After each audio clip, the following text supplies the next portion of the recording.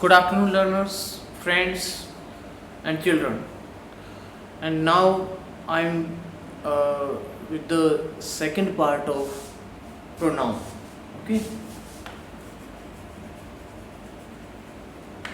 First part we have already completed, in which we have discussed what is pronoun, and especially we have discussed uh, personal pronouns. Okay, personal pronoun and possessive pronouns in detail. So some part of the possessive pronoun is remaining. We are discussing now. I'm going to tell you the common mistakes we commit. Okay, see how it is. While writing an application, जब हम कोई application वगैरह लिखते हैं, letter लिखते हैं, जब भी हम लास्ट में क्या है, सब्सक्रिप्शन होता है, लास्ट में सब्सक्रिप्शन देते हैं, तो उसमें मैंने देखा है मोस्ट ऑफ गलती करते हैं, उसको योर्स लिखते हैं ऐसे, ट्रूली, योर्स ट्रूली। जब तक कि इसमें जो पजेसिव प्रोनाउन जो आएगा, पजेसिव प्रोनाउन में तो अपोस्ट्रोफी होता ही नहीं है, योर्स ट्रूली आएगा कैसे, योर्स ट्रूली। ये बहुत ही कॉमन मिस्टेक है और जनरल में डिस्कस कर रहा हूँ, मैंने पाया है ये रॉन्ग होगा और ये राइट सेंटेंस होगा, ठीक है ना, राइट सेंटेंस क्या राइट वर्ड होगा, yours truly, yours faithfully, yours obediently, जो भी है। एक तो ये आपने पजेसिव प्रोनाउन में ध्यान रखना है। दूसरा, पजेसिव प्रोनाउन में कई वर्ड्स होते हैं, जैसे कि मैं बताता हूँ हम नॉर्मली, जैसे कि सेपरेशन, साइड, एक्सक्यूज, और भी वर्ड्स हो सकते हैं। इसमें क्या है कि हमें we have not to use possessive, हमें यहाँ पजेसिव यूज नहीं करना, बिल्कुल पजेसिव यूज नहीं करना है। पजेसिव कई बार जैसे कहते हैं your separation, your separation is needed for me from me, कि आपकी जो अलगाव है मुझसे वो बहुत ज़रूरी है, ठीक है ना। तो इसमें हम क्या कर सकते हैं, इसमें आएगा इसमें फॉर कर सकते हो, for me, for my betterment, ऐसे भी कर सकते हो। Your separation is needed for me, आपको ऐसे करना है, separation from you is needed for me. Okay, ऐसे हो सकता है। This will be correct sentence, this will be wrong sentence, ठीक है। तो कुछ वर्ड्स ऐसे हैं जिसमें हमें पजेसिव एडजेक्टिव का जो है यूज नहीं करना है, ये ध्यान रखना है आपको। और जैसे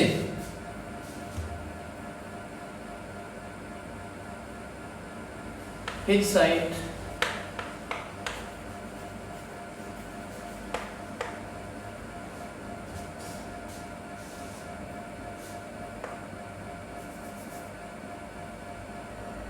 at his side I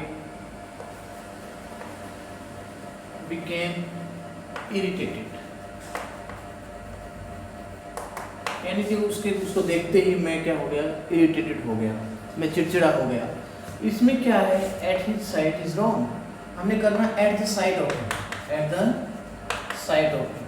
देखो कुछ ऐसे वर्ड्स हैं, ये at the side of him, हमने देखा यहाँ हिम यूज किया, हमने ऑब्जेक्टिव प्रोनाउन का यूज किया, यहाँ भी ऑब्जेक्टिव प्रोनाउन का यूज किया, क्योंकि प्रेपोजिशन के बाद वैसे भी हमें किसका यूज करना होता है, ऑब्जेक्टिव प्रोनाउन का, ठीक है ना, प्रेपोजिशन के बाद। At the side of him I became irritated, ये ध्यान देना है। यही पजेसिव प्रोनाउन में अब तक था। हमारा पजेसिव प्रोनाउन कंप्लीट हो गया, पर्सनल प्रोनाउन कंप्लीट हो गया। अब हम चलते हैं हमारे नेक्स्ट टाइप की ओर।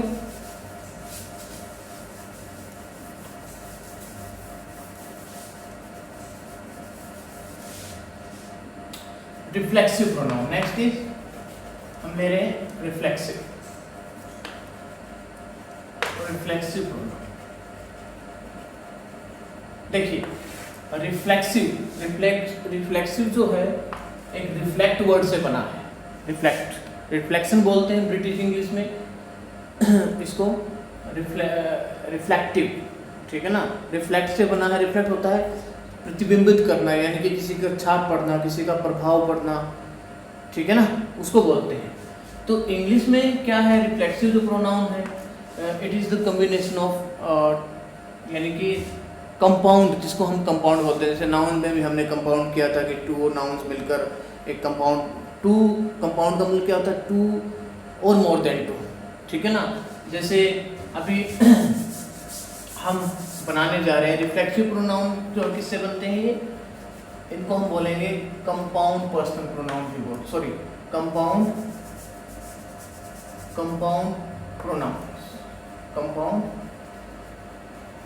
प्रोनाउन कह सकते हैं, ठीक है। कंपाउंड प्रोनाउन कहेंगे। कैसे, इसमें क्या है रिफ्लेक्सिव का मतलब होता है, वैसे तो अगर हिंदी में कहूँ तो मैं खुद से, खुद को, स्वयं को, ऐसे हम कह सकते हैं जब ये बात आए, ठीक है ना, तब उसको।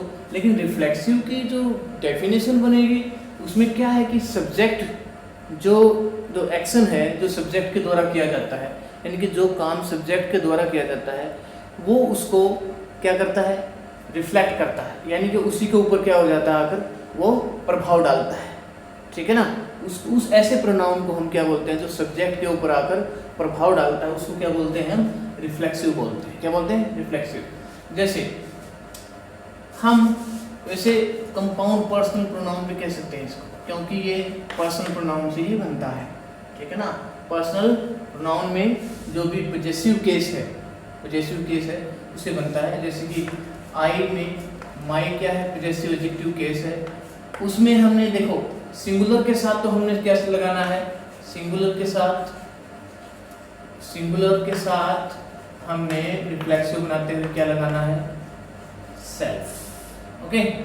और प्लूरल के साथ, प्लूरल में हमने ये देखना है कि इसका जो प्लूरल क्या है, सेल्फ का प्लूरल होता है सेल्व्स। मैंने आपको बताया था अनाउंस करते हुए कि एफ को काट कर VES हम जब इसका प्लूरल बनाते हैं तो ये ध्यान रखना है। अब हमने देखना है कि रिफ्लेक्सिव प्रोनाउन बनते कैसे हैं, क्या क्या होते हैं, कैसे इनका यूज होता है, ठीक है। मान लो हम फर्स्ट पर्सन में चलते हैं तो उसमें जो माई है, माई को हम, क्योंकि सिंगुलर है इसलिए लगा देंगे सेल्फ, तो माई सेल्फ क्या बन जाएगा, इसका रिफ्लेक्सिव केस बन जाएगा, रिफ्लेक्सिव। उसके बाद हम सेकंड पर्सन के सिंगुलर में चले तो क्या हो जाएगा, योर होता है उसका, और उसके साथ भी क्या लग जाएगा, सेल्फ लग जाएगा, योर सेल्फ। उसके बाद हम थर्ड पर्सन में ही के केस में चलते हैं, जो कि मेल कम्युनिटी को शो करता है। ही का क्या हो जाएगा, उसके ऑब्जेक्टिव केस के सेल्फ लगता है, हिमसेल्फ, ठीक है। ऐसे ही फीमेल में सी के साथ क्या लगता है, यहाँ क्या आता है, हर सेल्फ, क्या जाएगा, हर सेल्फ। हम सिंगुलर का कर रहे हैं अभी, सेल्फ लगाकर। उसके बाद इट में क्या आ जाएगा, इट सेल्फ, क्या जाएगा, इट सेल्फ आ जाएगा। उसके बाद क्या आ जाएगा, अब बच गए हमारे सिंगुलर के पूरे हो गए। अब हमें देखना कि प्लूरल में क्या क्या है।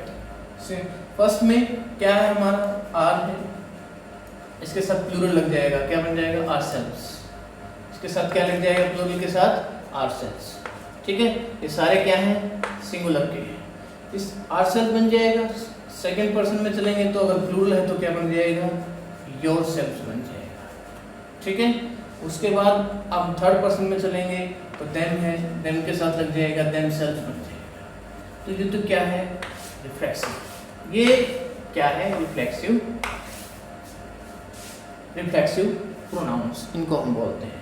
यानी कि रिफ्लेक्सिव प्रोनाउन क्या होते हैं, जो जो भी एक्शन सब्जेक्ट के द्वारा किया गया है, यानी कि वर्ब के सब्जेक्ट के द्वारा जो एक्शन किया गया उस पर ही अफेक्ट डालते हैं, बहुत प्रभाव डालते हैं, उस पर छाप छोड़ते हैं, उसी पर हम कहेंगे तो। लेकिन वैसे इसका सेल्फ का मतलब होता है खुद से, स्वयं, खुद को, अपने आप से। सेल्फ का मीनिंग ये होता है। प्लूरल केस में क्या हो जाएगा, ये सेल्फ बन जाएगा, सेल्फ बन जाएगा। ये ध्यान देना है आपने इस चीज़ पर। और उसके बाद देखिए हमें आगे चलना कि यूज़ कैसे किए जाते हैं।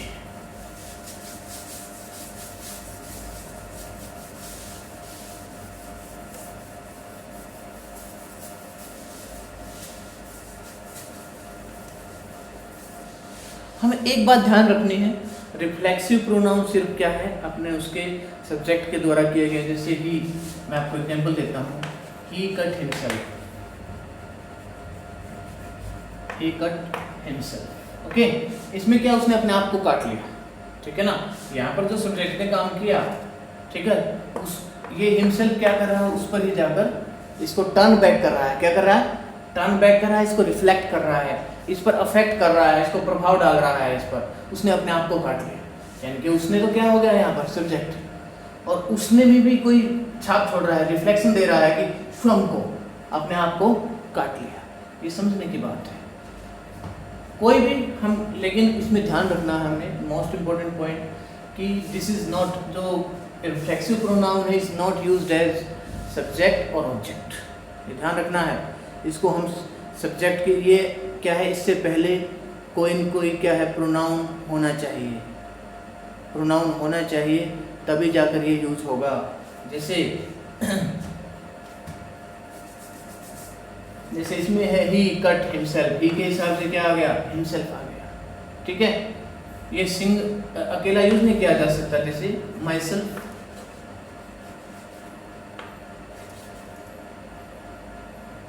My self is Ramesh.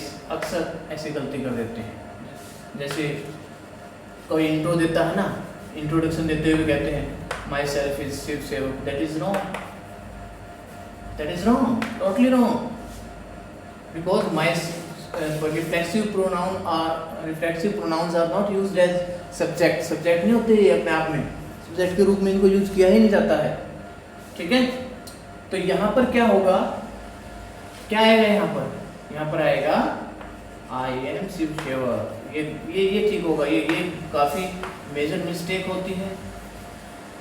क्या आएगा, I am Ramesh.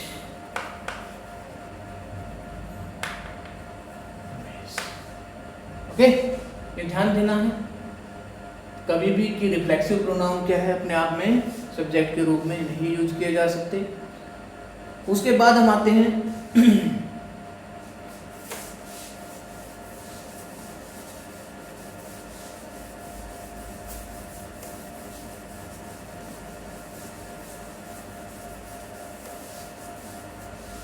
Emphatic. Emphatic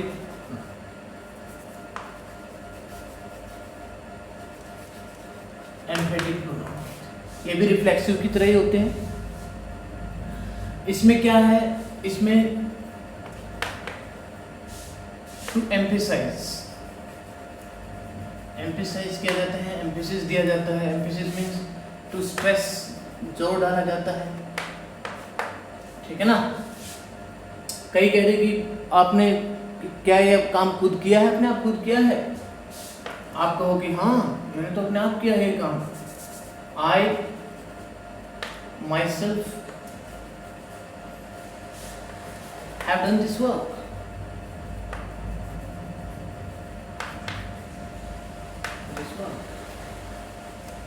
okay, stress put करने के लिए, सब्जेक्ट के ऊपर स्ट्रेस पुट करने के लिए कि मैंने स्वयं ने, खुद ने काम किया है। तो कहते हैं ना कि आपने खुद किया, yes I my self have done this work. इस तरह से हम कह सकते हैं इसको एम्फेटिक होते हैं, ठीक है। रिफ्लेक्सिव का आपने पूरा ध्यान रखना है कि हम की, लेकिन कुछ मैं ऐसे बताऊंगा कि वर्ब्स आपको होती जिसमें हम करते हैं यूज़, कि कैसे हमने इसको यूज़ करना है।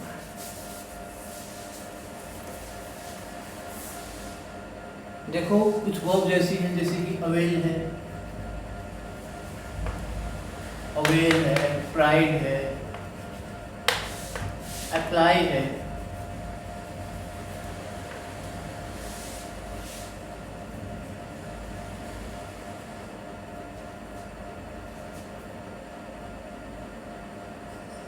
ये कुछ ऐसी वर्ब्स ऐसी हैं जिनके बाद हमेशा क्या लगता है, हम रिफ्लेक्सिव लगाते हैं। कैसे?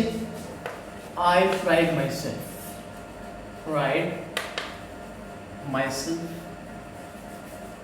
To be an Indian, to be an Indian. ठीक है, मैं इंडियन होने पर अपने आप पर गर्व करता हूँ, ठीक है ना। He applies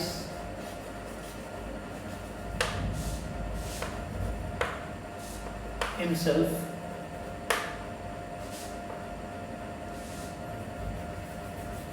what he wants to do, what he wants to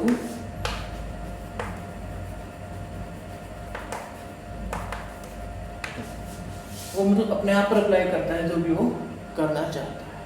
तो ये ऐसी कुछ वर्ब्स हैं जिनको हमने ध्यान रखना है कि हमने इनके साथ तो लगाना ही है, ठीक है ना। और भी कुछ वैसी वर्ब्स हैं जो आपने ध्यान रखनी है। I can't remember each and every, ठीक है ना, आपने ध्यान रखना है। जैसे अवेल है, प्राइड है, अप्लाई है, एक और है जैसे अडेप्ट है, ठीक है ना, एडजस्ट है, एडजस्ट है। ये ऐसी कुछ वर्ब्स हैं जिनका आपने ध्यान रखना है। इनके बाद क्या आता है? रिफ्लेक्सिव प्रोनाउन है। उसके बाद हमने किसके साथ इसको अवॉइड करना है, किसके साथ नहीं लगाना हमने रिफ्लेक्सिव, ये ध्यान देना है। हमने कुछ वर्ब जैसे कि कीप है, स्टॉप है, ठीक है ना, ठीक है ना। अभी कह देते हैं keep your self away, keep your self away, ठीक है ना, दैट विल बी रॉन्ग। हमें कहना है keep away, keep away, okay. ध्यान रखना है इस चीज का कि हमने किस प्रकार से इसके साथ लगाना ही लगाना है, इसके साथ रिमूव करना है। इसको हमने क्या करना है? रिमूव करना है।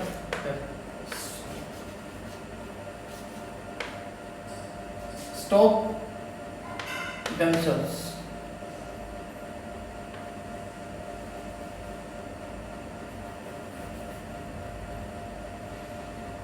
stop themselves,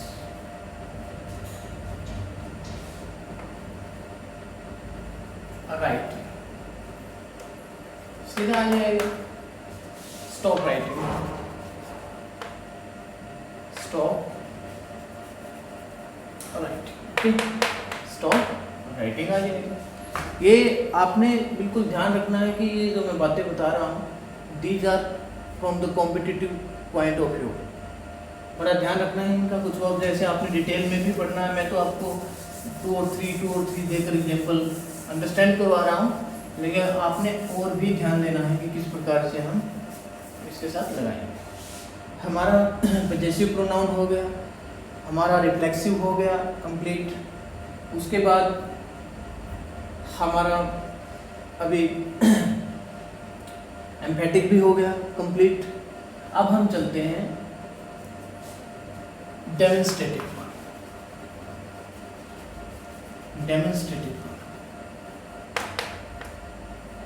डेमोन्स्ट्रेटिव प्रोनाउन,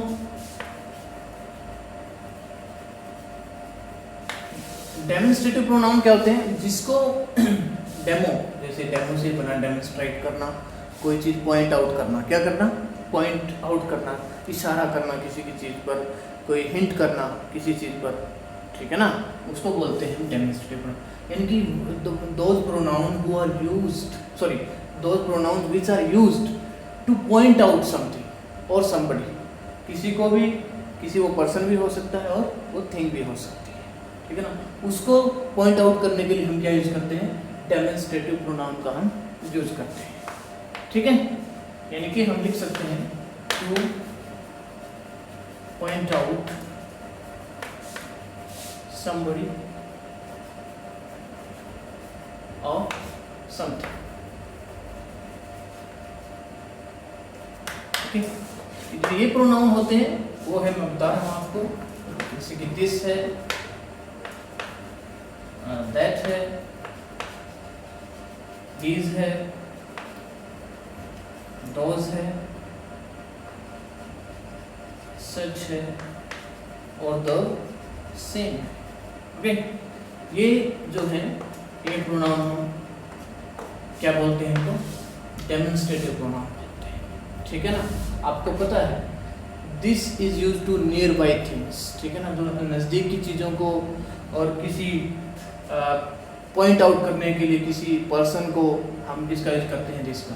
जैसे हेलो दिस इज, मैं भी अपना ही इंट्रोडक्शन करवाऊँ किसी को, हेलो दिस इज शिव सेवक।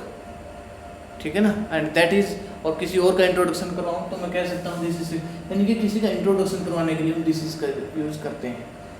ठीक है ना, मैं अपने आप को करवाने के लिए कहता हूँ हेलो दिस इज शिव सेवक। ठीक है ना, और भी हम किसी का और कभी इंट्रोडक्शन की, आइए कोई भी हमारे पास खड़ा है दिस इज, ये भी कह सकते हैं, ये स्पोकन में चलता है। और क्या, मान लो सिंपल सेंटेंस है, this is a book, this is a book, book की तरफ पॉइंट आउट कर रही है। ठीक है ना, दिस इज राम, पर्सन की तरफ कर रही है। ठीक है ना, इस प्रकार से। और नियर बाई, जो हमारे पास है चीज़ें, ध्यान रखना है, क्लोज है, जो क्लोज वन है, उसको लिए हम इसका यूज करते हैं। ठीक है, दैट का यूज, दैट का यूज क्या है, जो हमारे से थोड़ी सी दूर है। ठीक है ना, और दैट के लिए हम पर्सन के लिए भी यूज करते हैं। ठीक है ना, सी दैट इज राम, अगर कोई बाहर है तो, ठीक है ना, बाहर दूर खड़ा है तो ये भी कह सकते हैं। And that is, sorry, that is a Chowk, that is a Chowk. Okay, जैसे वो मान लो वहाँ भी एक चौक पड़ा है, उसकी तरफ कह रहा हूँ, दैट इज चौक। ठीक है, दैट इज सीता, दैट का यूज करते हैं। अच्छा, दीज क्या है, प्लूरल है, प्लूरल फॉर्म है किसकी, दिस क्या है, सिंगुलर फॉर्म है, और दिस का प्लूरल फॉर्म क्या है, दीज है। दीज क्या है, इसकी प्लूरल फॉर्म है, और ये क्या है, सिंगुलर फॉर्म। ठीक है, ये क्या है, सिंगुलर फॉर्म है, और दो जिसकी क्या है, प्लूरल फॉर्म है, ध्यान रखना। ठीक है ना, these are mangoes, these are mangoes, अगर हमारे आसपास नियर बाई में है, कई मैंगो हैं, कोई ज़्यादा आम बिखरे पड़े हैं, ऐसे दीज आर मैंगोज। ठीक है ना, अच्छा दूर है, दोज आर मैंगोज, ये भी कह सकते हैं, ये भी, लेकिन इसके ही क्या है, सिंगुलर प्लूरल के रूप में हम इनको यूज करते हैं। जैसे these are mangoes, those are bananas, bananas. Such, किसी के साथ कुछ बुरा हो जाए तो भाई, such a thing can happen any time, such, such, such, such is the case. कोई भी पहले कोई बात हुई ना, तो देखो जो प्रोनाउन है इज यूज्ड सिंगल, क्या है, इसको हम सिंगल ही यूज करेंगे। आपको पता है, अगर इससे पहले इसके बाद में नाउन आ जाए तो क्या हो जाएगा, ऑटोमेटिकली क्या हो जाएंगे, एडजेक्टिव हो जाएंगे। ये ध्यान रखना हमने इस चीज़ का।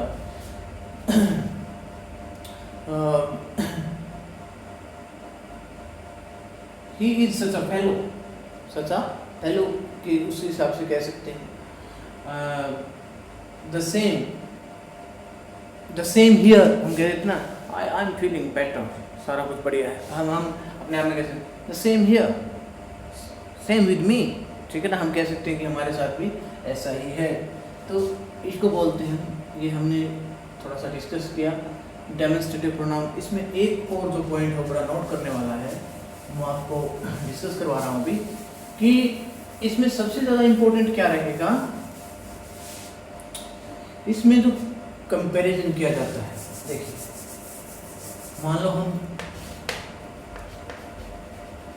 दैट और दोज के हिसाब से देखते हैं, दैट और दोज के हिसाब से देखते हैं, ठीक है। हमें कई बार नाउन्स के बार बार नाउन के सिंगुलर काउंटेबल नाउन के या उसको या बड़े उससे अवॉइड करने के लिए हम यूज़ करते हैं, जैसे, ठीक है ना, जैसे कोई भी एग्जांपल ले सकते हैं, जैसे द क्लाइमेट ऑफ, मैं भी कहता हूँ the climate of Haryana is better, ठीक है। देन यहाँ पर देखिए इस क्लाइमेट को बार बार नहीं लिखना पड़े, इसलिए हम इसका यूज करेंगे दैट ऑफ, क्या यूज करेंगे, दैट ऑफ तमिलनाडु, भाई तमिलनाडु की जो क्लाइमेट है ना, उससे तो क्लाइमेट बहुत हरियाणा है, देन दैट ऑफ, यानी कि देन दैट ऑफ हरियाणा, ठीक है ना, ठीक है। उसके बाद कोई भी, जैसे मान लो गलियाँ ही हैं, मैं एग्जांपल देता हूँ यहाँ पर, उसमें दोज ऑफ का आ जाएगा, जैसे गलियाँ हैं कि the streets of Uklana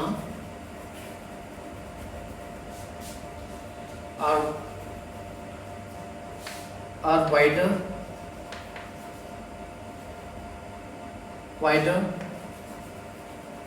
than those of Ujjain. भाई हमारे उज्जैना की गलियों से ना, उज्जैना जो सिटी है उससे उकलाना की जो गलियां है ना वो बहुत चौड़ी हैं, ठीक है ना। इस तरह के कंपैरिजन को करने के लिए, यानी कि हम बार बार स्ट्रीट्स के उससे बचने के लिए हमने क्या यूज कर दिया, यहाँ पर दोज का यूज कर दिया। ये बहुत इंपॉर्टेंट है, बहुत ध्यान देना है आपने इसका। अब आते हैं हम कि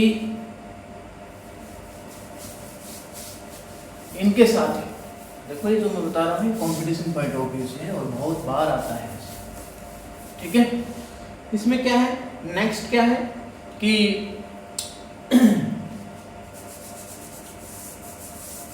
मान लो कई बार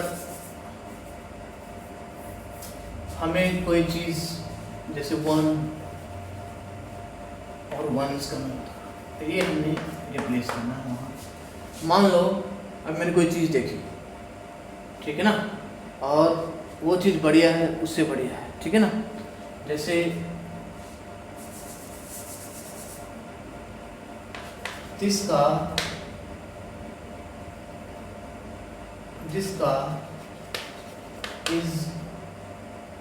is a new car, okay, this is a new car, clear, that is an old car कहने की बजाय हम क्या करेंगे, वन कह देंगे, क्या करेंगे, वन, ठीक है ना। कोई हमें पूछ रहा है ना, हम मार्केट में जाते हैं, शॉप पर जाते हैं, तो कई बार हम कहते हैं भाई भैया वो चीज़ दिखाना, नहीं वो इशारा करता है, हम कहते हैं नहीं दैट वन, कई बार हम दैट वन कहते हैं वो, और अगर पास होता है तो कहते हैं दिस वन।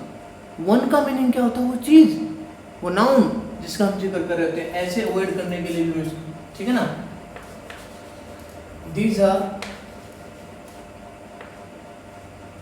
ठीक है ना, दीज आर, दिस दैट में होता है, दिस दैट में देखो हम कैसे एक ही जगह यूज करेंगे, दीज आर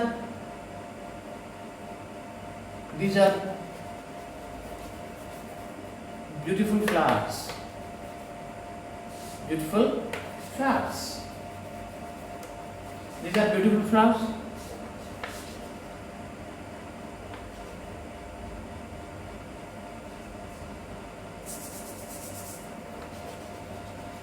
those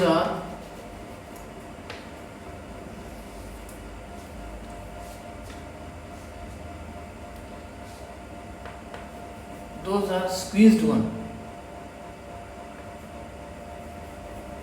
और those are old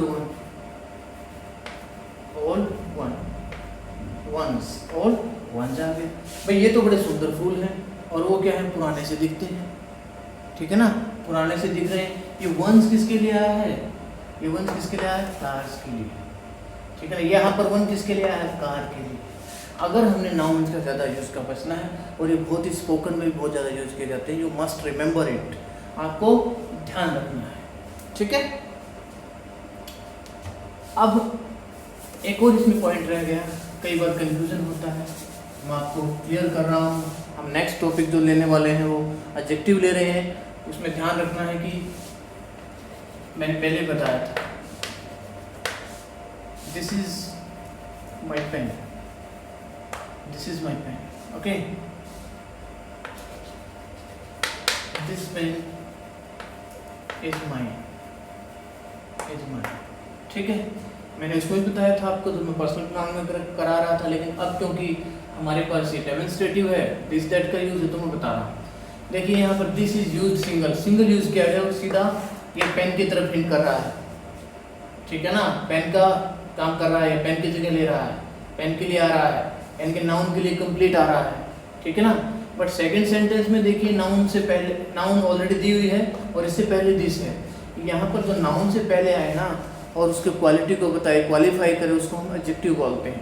तो यहाँ पर जो दिस है वो एडजेक्टिव के रूप में काम कर रहा है, ये ध्यान देना है। बहुत पूछा जाता है एग्जाम में, कॉम्पिटिटिव एग्जाम में भी, जनरल भी पूछ लिया जाता है, जनरल इंग्लिश में भी, हमें पता होना चाहिए। यहाँ पर जो दिस है वो नाउन का, सॉरी प्रोनाउन का काम कर रहा है, ठीक है ना।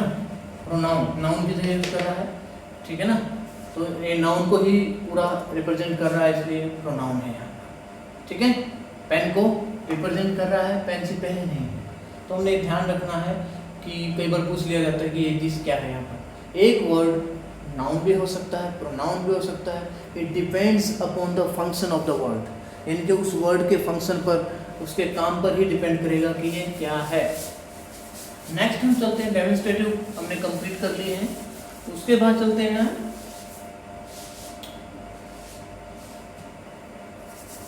डिस्ट्रीब्यूटिव।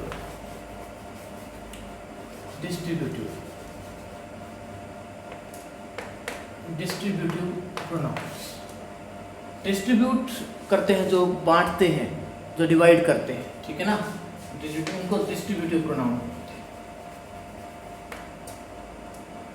उसको हम क्या बोलते हैं, डिस्ट्रीब्यूटिव प्रोनाउन बोलते हैं, कि जो डिस्ट्रीब्यूट करते हैं। जैसे कि अगर मैं कहूँ नाइदर,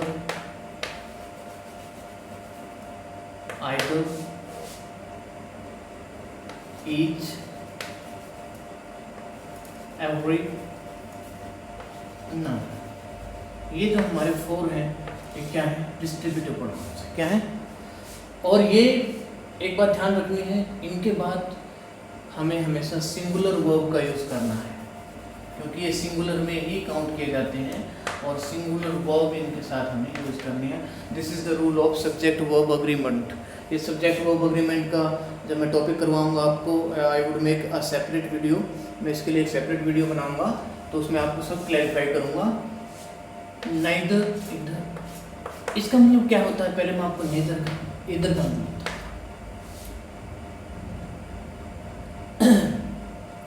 इधर का मतलब होता है वन, एक, या फिर और the other of the two, the other of the two। तो ध्यान देना है इस चीज़ पर, बड़े मीनिंग को समझना है। यानी कि या तो एक, या मैंने मान लो ये है either of the two boys, भाई दोनों में से एक, दोनों में से एक, या दूसरा, ठीक है ना, या दोनों में से क्या है, दूसरा। ये मीनिंग है इसका, हिंदी में मीनिंग है, ठीक है ना। neither of the two boys is present, क्या आएगा, इज प्रेजेंट, क्योंकि सिंगुलर वर्ब लेगा, है तो एक ही ना। either of the two boys is present, okay। none means, neither means, और इसको नाइदर भी बोलते हैं, नाइदर ही बोलते हैं प्रोनाउन में, इसको आइदर बोलते हैं। लेकिन जब हम इसका यूज़ किसके रूप में, एडवर्ब के रूप में यूज़ करते हैं ना इसका, तो इसका जो प्रोनाउंसिएशन होता है, उच्चारण होता है, वो नीदर हो जाता है, neither और either। लेकिन अब जो प्रोनाउन में और डिटरमिनर में इसका जो मीनिंग होता है वो सॉरी जो उच्चारण होता है वो क्या होगा, नाइदर और आइदर ही होगा।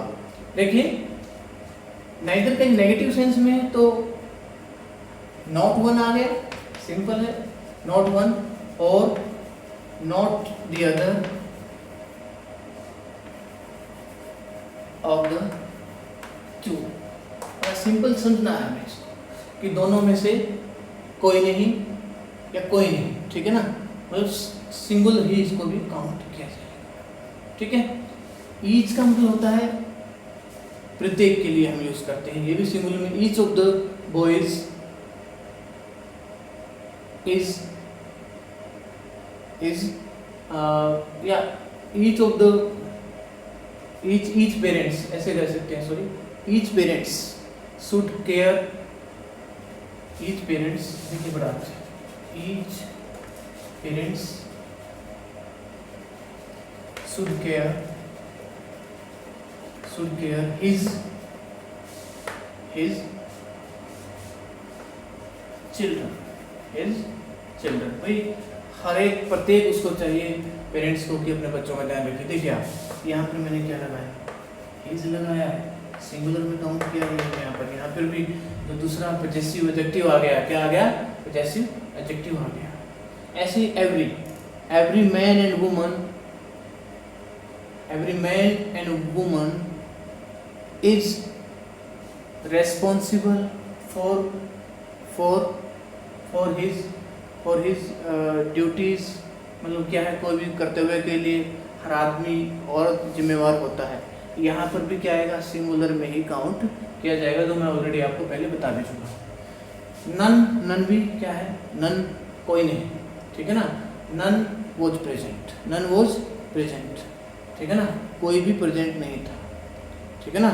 There were 52 students in the class, none was present, कि 52 स्टूडेंट्स हैं और कोई भी उनमें से प्रेजेंट नहीं था। तो आपने ध्यान रखना है इसमें कि each, every, none, either, neither ये सारे क्या हैं, डिस्ट्रीब्यूटिव प्रोनाउंस हैं और इसको हमने सिंगुलर ही काउंट करके चलना है। लेकिन सब आएगा प्रैक्टिस से सब। नेक्स्ट हम चलते हैं रेसिप्रोकल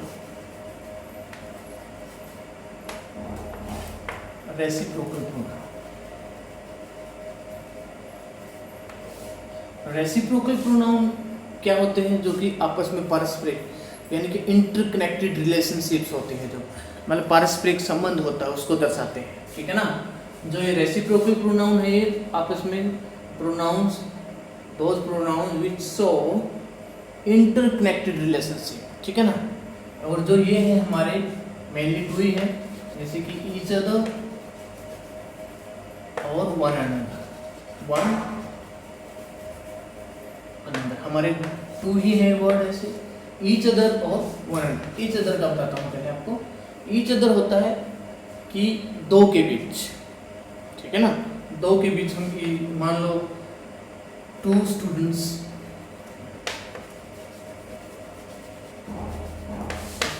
आर फाइटिंग विद